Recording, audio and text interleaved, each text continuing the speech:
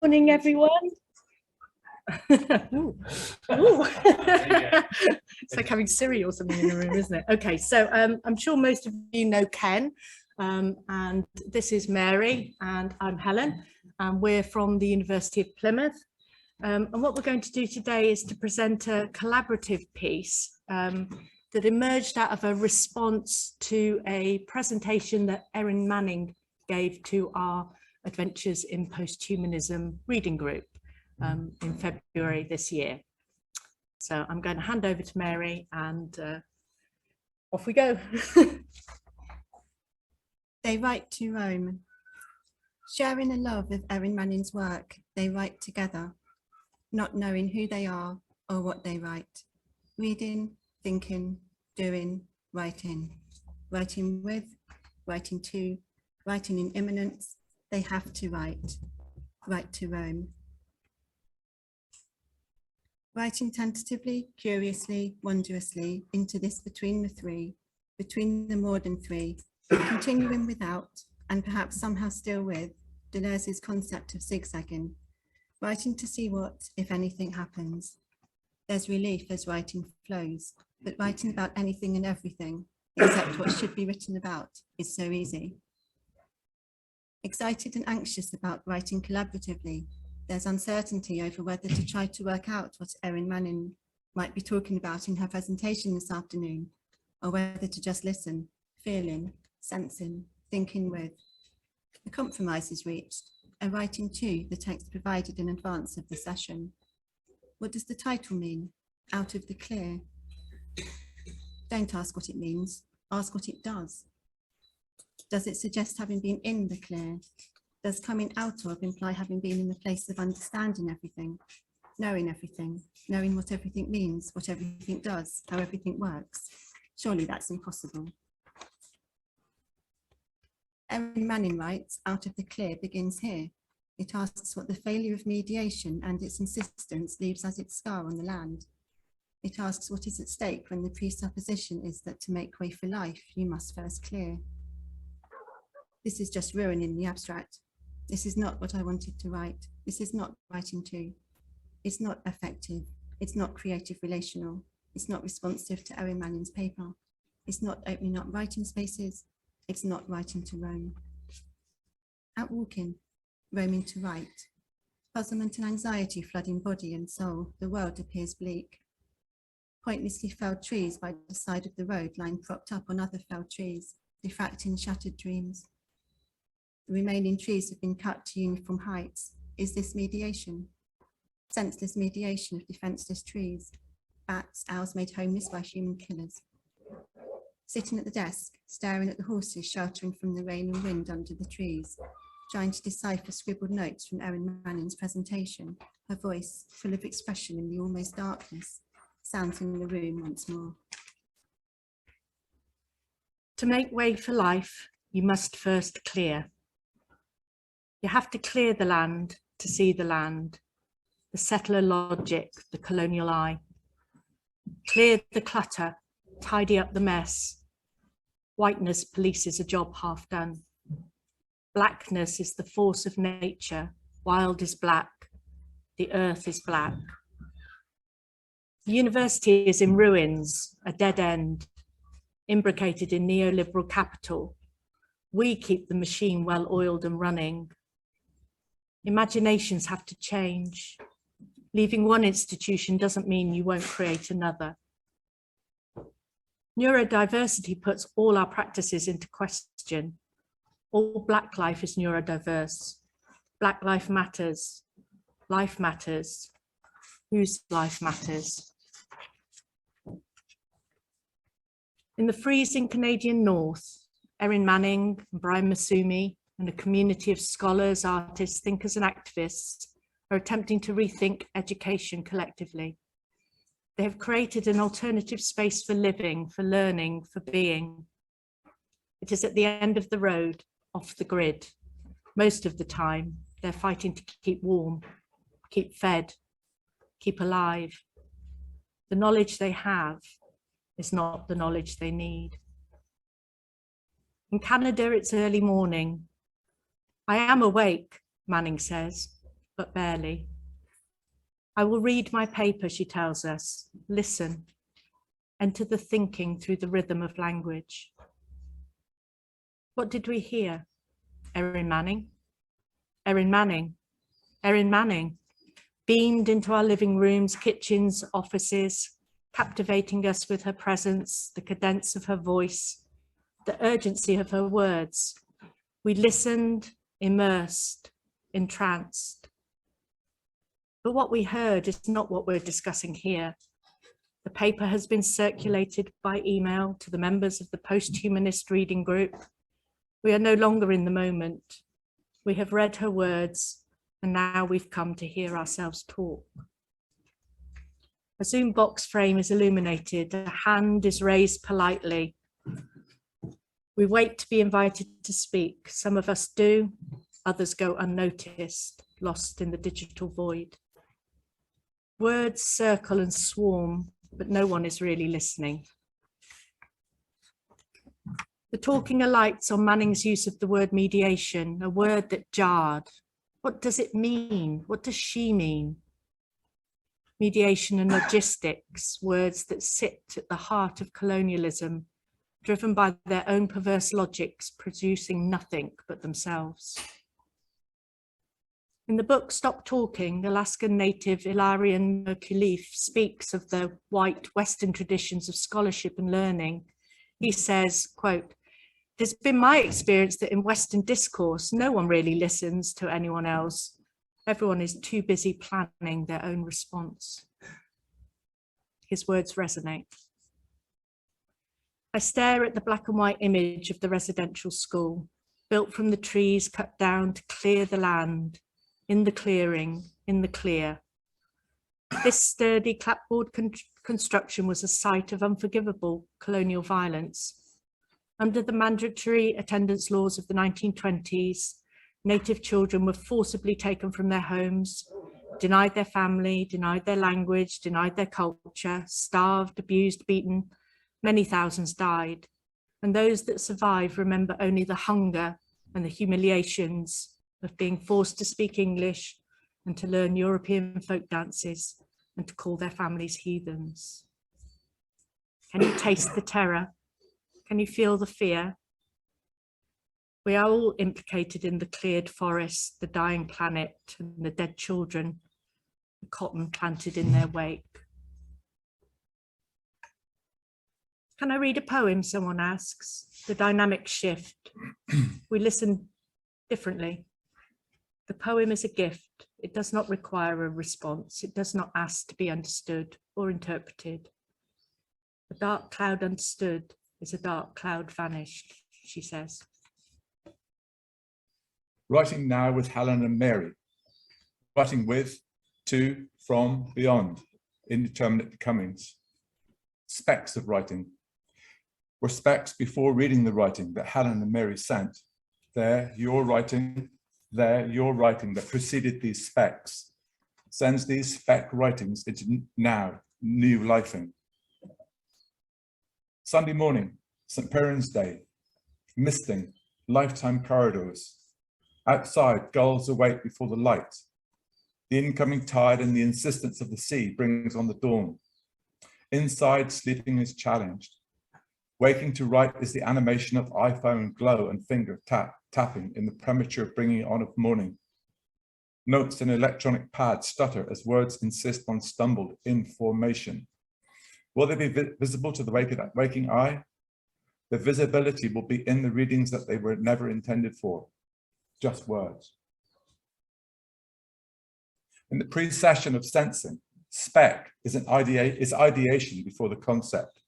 It is the in-form of ideation that troubles what is already there. It is the pea under the mattress. It is the tiniest piece of dust in the eye that feels like a cinder. Spec has to be inspected. It moves speculation. It is waking in the early morning, preventing sleep, insisting that writing comes alive. Niggling and not leaving alone. It is the word that animates new words in miraculous appearance here. Unthought. Unthought in the act, unmade, specks of dust, speck on the horizon, that which cannot be ignored, that which itches, witches, spirits the imagination and brings new forces of life, brings new forces to life. Spec as actual occasion, in and of its own selfing, something that is there and that is insistent, something that in its tininess is huge, not going away, not going away. Its won't going away has an immense presencing force, the spec that won't let go, the spec that is the prehensiveness of nascence, that in its coming into knowing resists apprehending. Affective presencing, denying apprehending, always fascinating in the volatility of its elusive unknowing. A speck of an idea prompts early morning waking writing. The electricity of the infra-thin is the speck after writing that brings new writing to life. The speck is alive, refusing to go away, itching, needling the more than of new action. This is immanence, nothing more, nothing less. The speck worries. This is the essence of its doing. It won't let go. It seeds, it grows, it fertilizes, it's saying. Saying the speck worries is saying that its ontology is indeterminate, that its worrying is affective. In doing, the speck worries new writing into not yetness, right here, right now. The speck in its doing, in its simply presencing, is worrying. It won't go away. This is its affective presencing. And then, in the cold quiet of a Monday morning, laptop pings bring new readings into life. Specks of writing are becoming in new dustings of thought dreams from Mary and Helen. Reading these writings and new specks appear. Their lifing in immanence stirs awakenings of new becomings, new thoughts in act that won't go away, and that in their stay are becoming of new prehensivities. Neurodiversity puts all our practices into question. As Manning says, to make way for life, you must first clear. Writing about anything and everything except what should be written about is so easy. Pointlessly felled trees by the side of the road lying propped up on other felled trees, diffracting shattered dreams. We are no longer in the moment. Now we have to read her words. We have to come to hear ourselves talk. Staring at the horses, sheltering from the rain and wind under the trees, trying to decipher scribbled notes. These specks are immense. In catching attention, they are in act. Their capacity to do is in and of their selfing in the moment. No explanations are necessary. Immanence can also be of reading. These words make forcible entries. They rush forward. They burst into new lifings in and of the readings. They create eruptions, and it is time to stop and catch breath as a sudden affective movement of these reading moments unbalances and welcome new becomings. Specks, mediating, insistent, actively nudging the presencing of concepts on the move. Concepts always forming, never fully formed, always in not yetness, always potent in their animation of new becoming.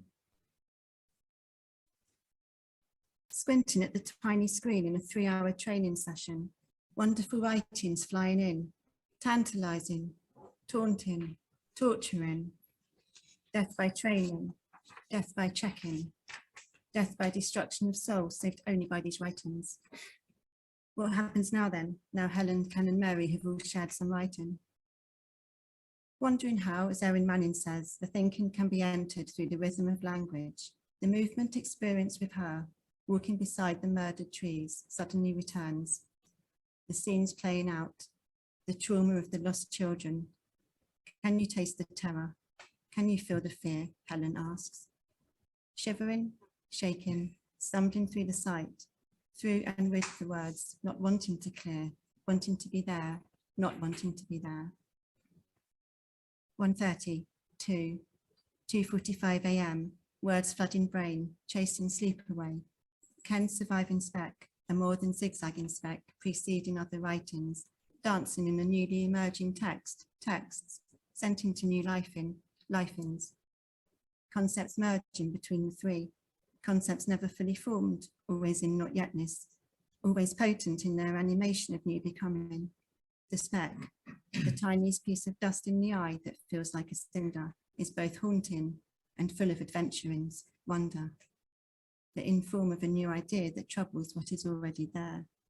Spec as actual occasion in and of its own selfing. A spec then with layerings, formative layerings, layerings in our writings. There is a sense of the not yet known, of writing barely begun, and therefore, as Erin Manning says, not yet knowing what it's after.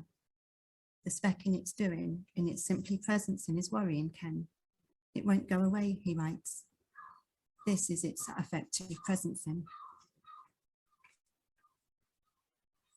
How I envy that, how I envy that surviving spec doing, remaining alive in the university despite there seemingly being no space for imagination, for creativity.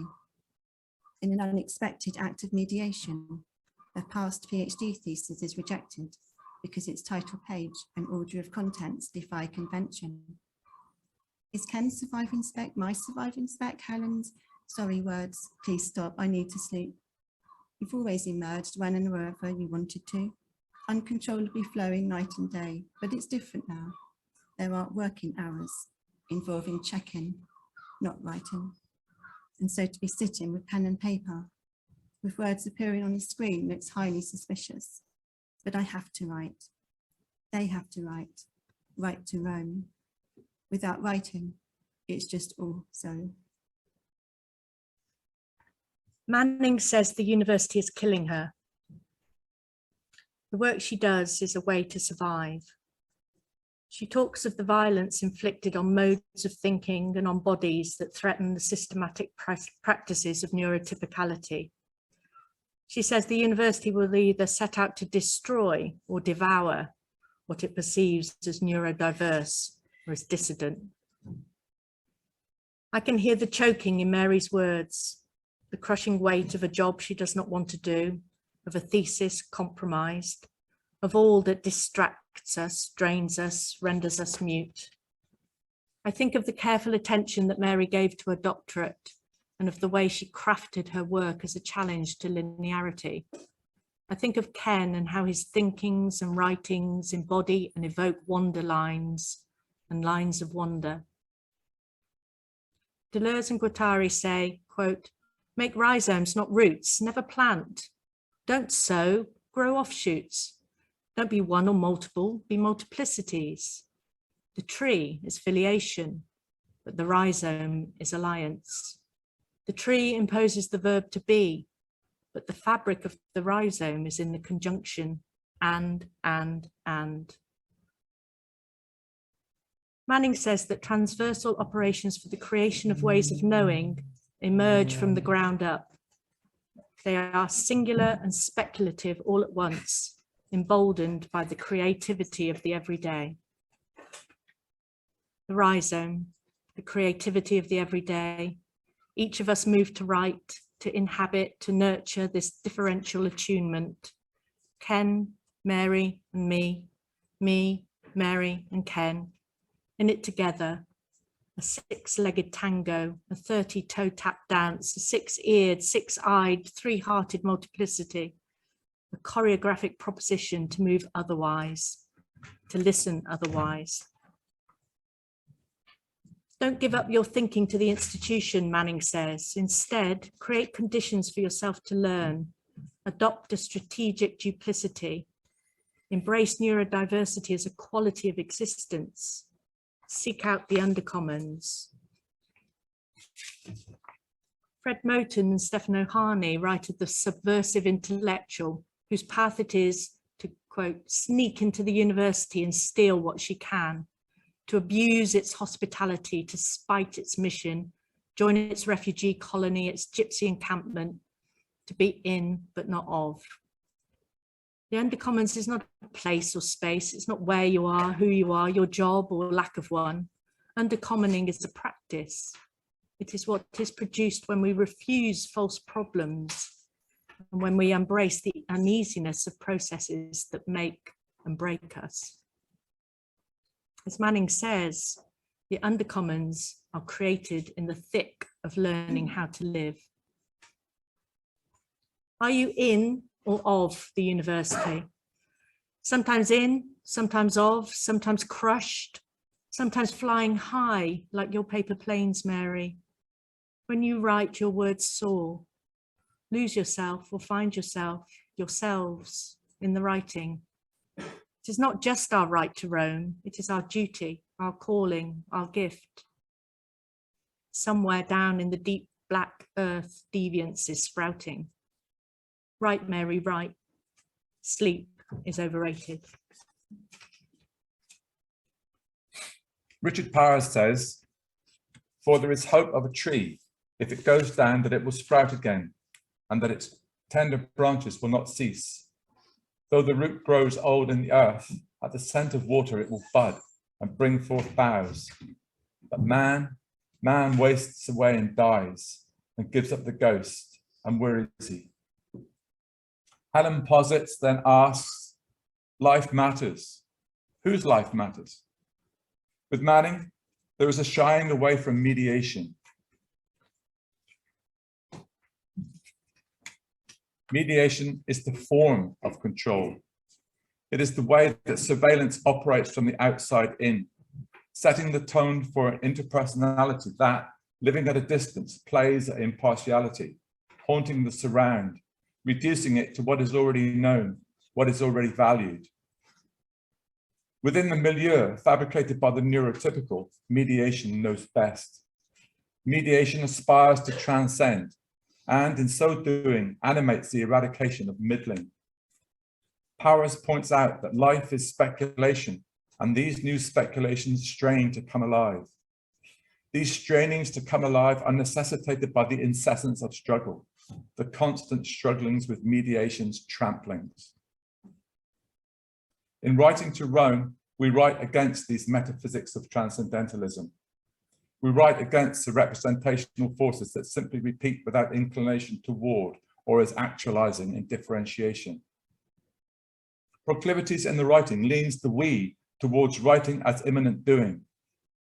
Writing destabilizes the about, worries the to. Writing writes. Deleuze says, absolute immanence is in itself. It is not in something, to something. It does not depend on an object or belong to a subject. Helen posits, life matters. We know from Deleuze that immanence is not related to something, some object actualized in a convenient and highly mediated fabrication of space. We problematize the ascendancy of the Cartesian I, and from our reading of Deleuze, we have a knowing that no more than the transcendental field is defined by consciousness can the plane of immanence be defined by a subject or an object that is able to contain it.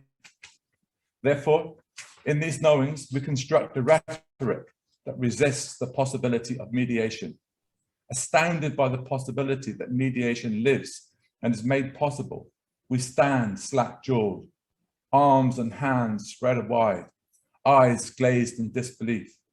We ask, how can this happen? We posit, life matters. And in concurrent space-time, we ask, how can this happen? Helen asks, whose life matters?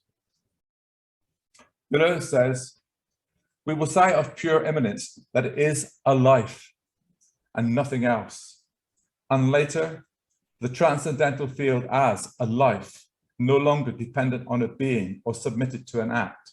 It is an absolute immediate consciousness whose very activity no longer refers to a being, but is ceaselessly posed in a life. Mediation is premised upon and animated by the logics of neurotypicality. And in the transparencies that these logics inevitably allow and enforce, the answer to Helen's question also has a ring of inevitability about it. The answer stares us in the eyes.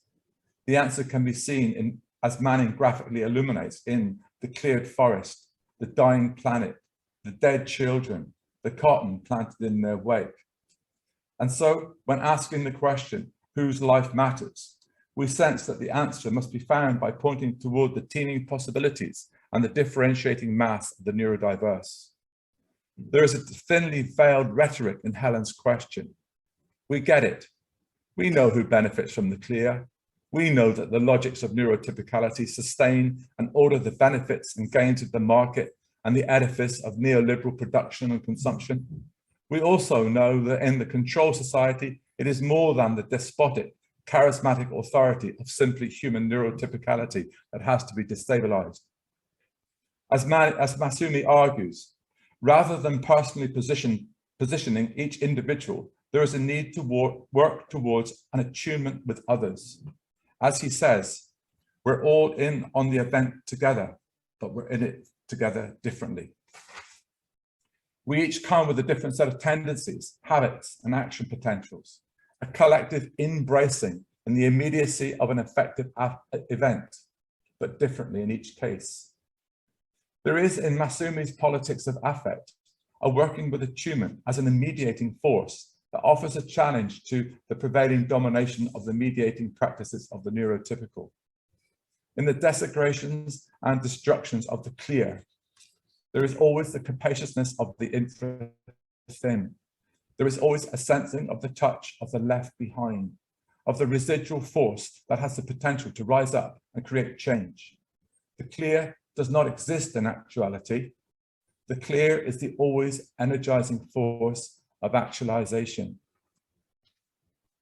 And so, out of the clear is never fully out of the clear, is always specks of new life, is a moment of becoming.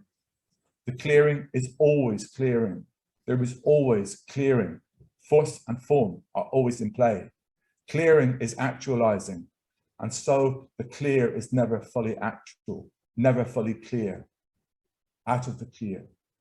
Specks of hope are barely hidden in the fragments left behind. This left behind is always capacious. Small, unruly shoots of new hope thrive in new experimentations,